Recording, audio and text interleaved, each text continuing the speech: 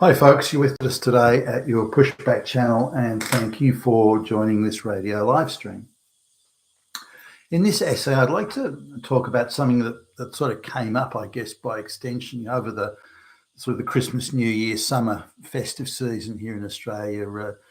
You get to see more of your relatives and that sort of thing, and there are more sort of parties, barbecues, that sort of thing going on. So a relative, female relative came along with some of her friends or people she knew, and even a couple that they hadn't met before. And after there was a few drinks had gone on, they started talking about their years in college, and it somehow came up. I think somebody mentioned about the equity program, and I joined in by, and they don't know what I do, by the way. I joined in with pointing out how many poorly qualified affirmative action people there are in business and certainly the public service today. As far as I can tell, it's worse than it's ever been. But we were talking then about getting grades and like affirmative action degrees and so on. And they're, being women, they're all believers in that the equity program. Women have a natural affinity with equity. And it's very rare. Sometimes you meet one. It's very rare you meet a woman that likes to be judged impartially or independently. She wants to gain emotional control of the situation, and then the judgment can take place. But the idea of an exam and strictly pass or fail, where she can't have any emotional control over the situation, very few women want that or accept it, which is why equity and affirmative action is so popular with women and minorities and so on. Particularly minorities that come from corrupt societies where there's no independent or hardly any independent means of evaluating anything. It's all a caste system or corruption or family connections.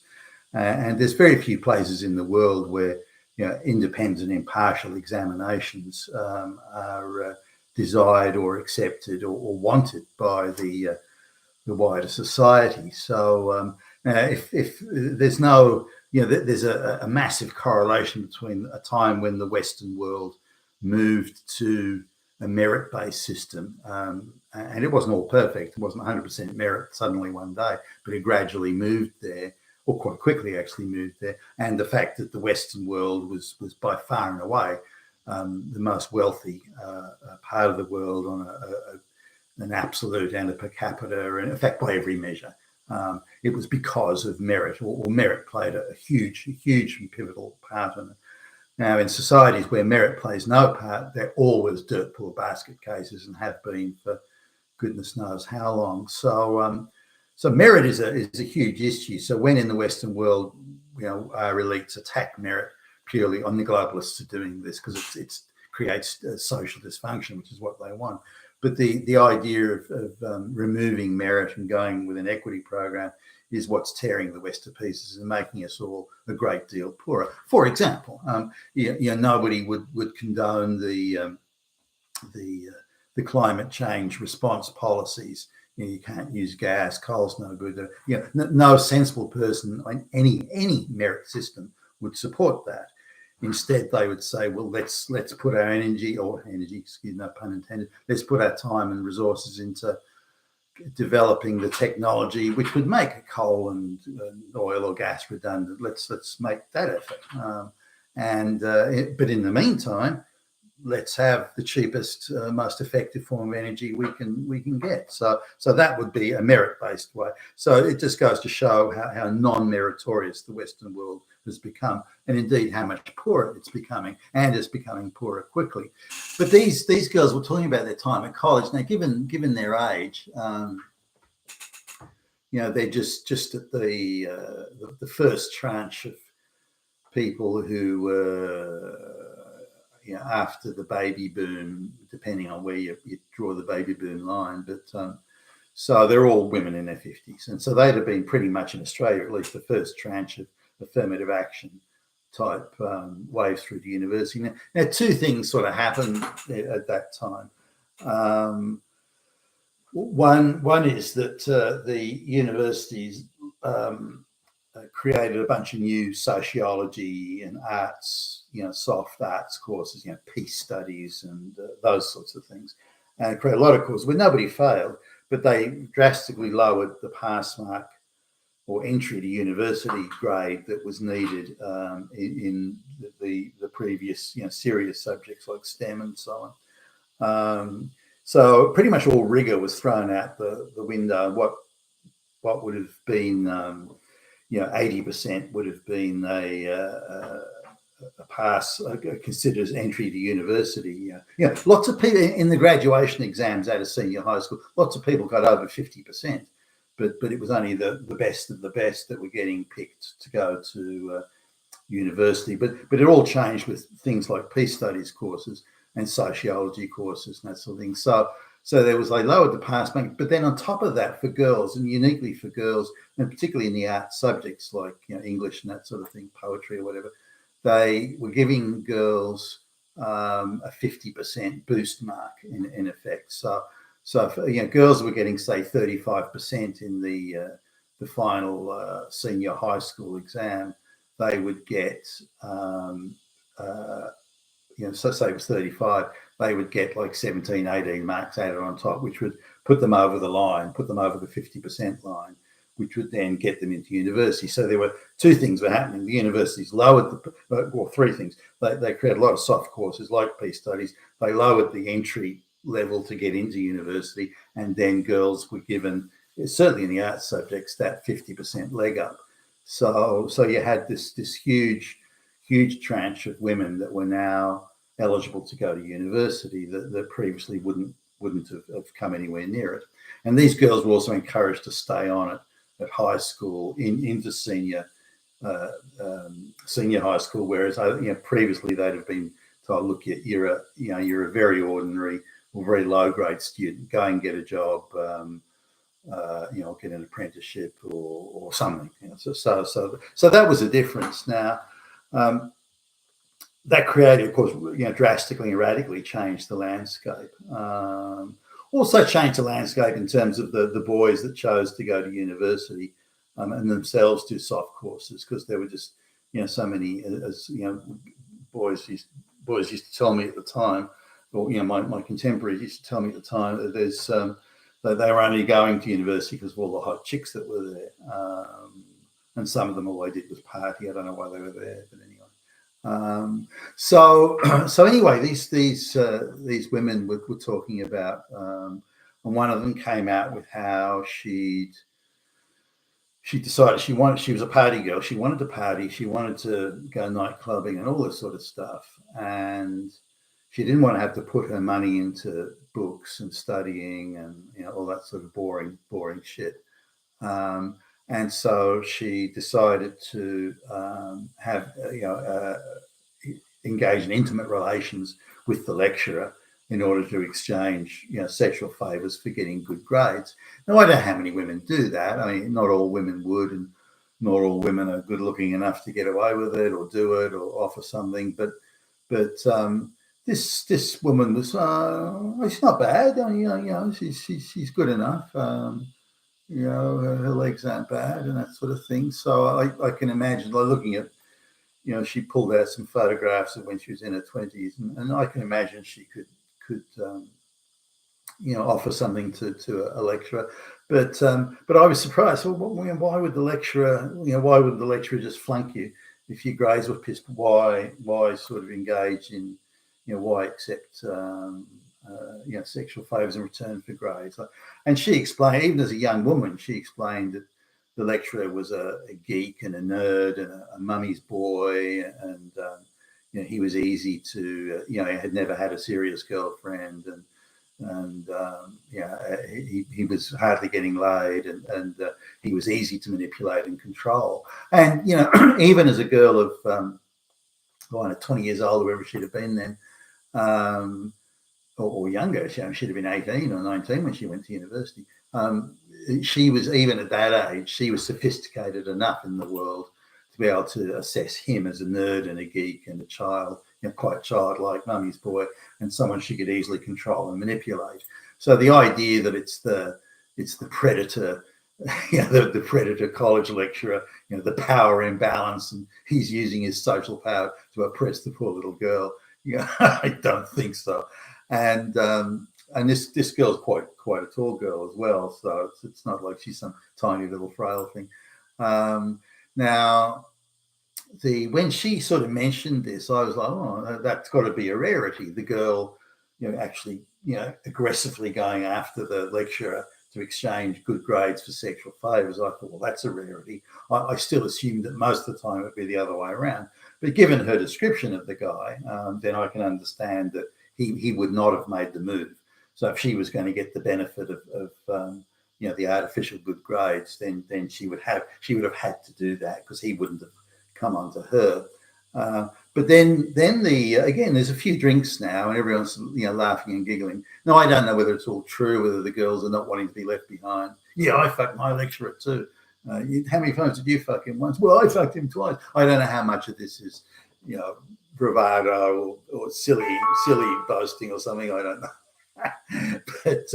but anyway, the others then chimed in saying how they had done it, and I wouldn't describe any of them as ugly or seriously unattractive or anything. So I can imagine they could have sort of brought it off, or pulled it off, but no pun intended there either. But they were, what struck me was how casual they were about it. That was like they were talking about it as, well, that's how things are done.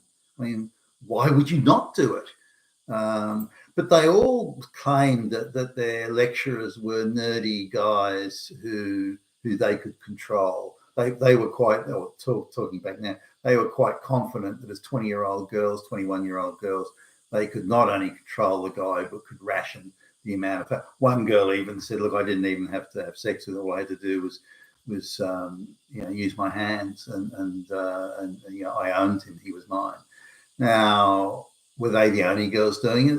It doesn't. To me, the logic doesn't quite stack up, because you've got a class of low quality, in academic terms, low quality girls doing these courses. And these weren't the peace studies. These were maybe more exacting courses where they still had a pass or fail regime, which they've changed since.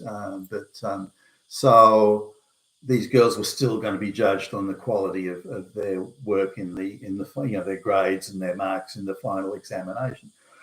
So they had to do something if they were going to swing it in their favour, and none of them thought that studying hard or busting their ass or whatever was.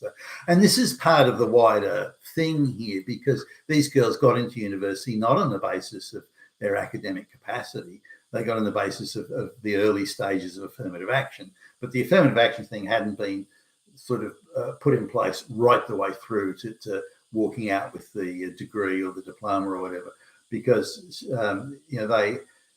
they were getting the artificial mark, they were getting an artificial easy course, and artificial access to university, but the exams on the things outside of peace studies and that, outside of those silly things, but they were still getting graded on their ability to pass the exam, and that scared. And they were all quite in unison here. That's a scary thought, being independently, impartially graded on a strictly pass-fail basis. That is scary, which comes back to girls' attitudes generally about this, and how they hate that sort of merit environment. They're all very, the activists are all big and tough talking about, patriarchy and oppression. But as soon as independent assessment or grading or anything like that, then they've got the same revulsion against that as they do against the supposed or alleged patriarchy. So nothing other than a free pass and affirmative action and gifting jobs and degrees is going to be acceptable to these people in their concepts of equity. But because again, they have to perceive they have emotional control of the situation first before anything else happens. If they can't establish or gain that emotional control, then they're terrified of the consequences of being judged, impartially or independently. And now this comes across in that these women, as they were talking, they're now in their 50s, for goodness sakes, but they still had that same attitude. And from what I could gather, the idea of exchanging sexual favours was quite commonplace. I still couldn't get around the logic of it, because if all these girls are queuing up to offer intimate relations to the lecturer, why would he favour one over the other? Why would he give good grades to all of them? And if he's got a class of multiple classes of 30, 40 people or something like that, then, and nearly all girls in these courses, or majority girls, then why would the lecturer sort of want to, he would have so much sex, he wouldn't know where to turn. It would be a deluge, an avalanche, a tsunami of sex would be coming at him. So I don't know why he wouldn't be more choosy and just pick the hottest chicks or something. I don't know. Maybe they do. But so the logic of that didn't quite add up. And if the guy was getting that much sex, he still wouldn't be a nerdy mummy's boy. I mean, would he? I don't know. Maybe that's not possible. Wouldn't he acquire some sort of social sophistication and confidence with the nerdy boy in act, just so he'd get more sex? So I don't know. But the logic of it didn't quite hang. But I don't doubt it went on. Now, I asked a few questions like, well, didn't the lecturers ever come on to you, the girls? And none of them thought they ever had, or thought maybe there was, maybe a hint at it. But there was no aggressive, so they asserted. Now, this was in the days when the feminists alleged that the lecturers were the patriarchy and everything. The lecturers were demanding sexual favours from girls, fantastic students, genius girl students, saying they'd give them crap grades if they didn't put out sexual favours. And I don't believe that. I think that's one of those crazy feminist myths that they put around to try and justify all sorts of communist idiocy. But anyway, the way these women now, of course, but the way these women were talking, was that it was very natural for them to do that. The uncertainty of being judged impartially was so stressful for them. They would rather have sex with, some guy who's like 2-3 times their age or whatever, rather have sex with some old, wrinkled, unattractive. And these women were commenting on how ugly some of the lecturers were. So they would rather do that, rather have intimate relations with some ugly old guy to get the good grades, rather than go through the rabid fear, the huge stress of being judged independently. That's how far this goes, which gives you, I think, an insight into views and attitudes from this class of people. Now, there were, and these women admitted it, there were girls who were there by pure merit. Maybe not many, but they were there. They busted their ass hitting the books and studying, and they were bright. They'd done well in the graduation tests, and they were doing well in college, and they didn't need to screw the lecturer to get a good mark. But as these women pointed out, these were the least attractive girls. These girls, they weren't going out on dates, they weren't getting hit on. Nobody was inviting them to the parties and this sort of thing. So they were able to put all their time and resources into studying, which was considered as an example or an illustration of their social dysfunction, rather than giving any admiration to those women or those girls as they were then for being studious and conscientious. And I thought that was rather missing the point. They even suggested that, well, don't you admire these girls for their studious and conscientious application to their studies? Oh no, you've got to be kidding! So even that got dismissed. Now, of the women that I was talking, one of them probably could have done it on merit. I think she is, and obviously was quite bright. So I think she would have been maybe not an A grade, but certainly a B+ student. Now, but even her, she still wasn't willing to risk it. Well, two things. She loved to party, and she had a lot of boyfriends, and prided herself on the amount of she sees the amount of hot guys that she screwed at university and so on. But this is just other students and so on. But even her, who could have again, who I think could have passed on pure merit, she still wasn't willing to risk it.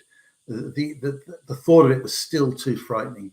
It's better to take emotional control of the situation, that is, to emotionally control the lecturer and to provide sexual favours, and then you've got a guaranteed equity outcome that's independent of her scholastic capabilities or the amount of study she does or how well she performs in the test.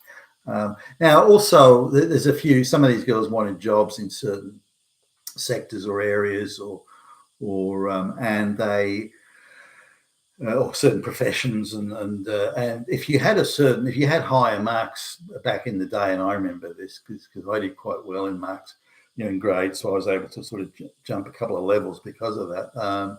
But if you got a good grade, or the better the grade you got, the more senior the role you get, and the better the pay. The difference was substantial. For example, using $100 as a round number, that wasn't the weekly salary at the time, but using $100 a round number, if you had a distinction type degree, then you would get an extra $10 on your pay. So this was a serious thing, an extra 10%. Actually, it might have been more. Maybe it was 15. Anyway, it was more money. You got paid more money. So if you got, say $100 was the average wage. If you got graduated to university, then you got 10% on your pay. If you had a degree, you got another 10%, and if you had an advanced degree, you got another 5% on top of that. For example, those aren't the exact numbers, but it was around that. That's a close approximation of what it was. So instead of the guys getting $100 a week next year, you're getting 125 because of your additional education. It was assumed that because it was independent and purely merit based, that you must be a bright dude if you're getting all those degrees and qualifications and passing all those exams. Now that put you first in line for promotions then. So that if a promotion came up, because you had the degree, you would get, or the distinction degree, you would get that promotion. For the other guy that left a junior high school. So there were, the stakes were quite big on this, and the difference in money was substantial. But also people accepted it there, maybe grudgingly, but they accepted it then. So I remember the first sort of decent promotion I got. It was because I had the academic credentials. All the people that were in the team that I was put in charge of were all people who were, they were all 10 to 25 years older than me. But they'd all left school during junior high school, or even in the days when you could leave high school at 13. Some of them were borderline illiterate even, but that was the difference it could make. So it was a big deal. So these girls would say, well, this one girl said, I wanted to get a job in such and such, and I wanted to start at such and such level in this business or this company I wanted to go to. So I had to have a distinction degree or a high distinction or whatever it was to get that job. You were only eligible if you had a high distinction. And again, I think this girl could have passed, by the way, on merit. I doubt very much she'd have got the high distinction, but so she wanted the high distinction. So she kept on giving the lecturer sexual favors, to ensure that he gave her the high distinction, which indeed he did. And then she got sort of catapulted into a senior role that she wasn't qualified for. Now, even then, the effects of affirmative action are there.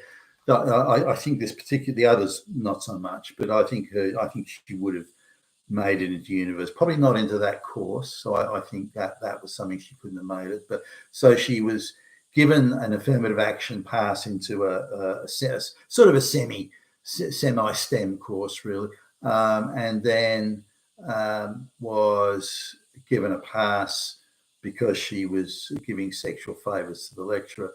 So the affirmative action thing, she wouldn't have made it into that course on her own merit.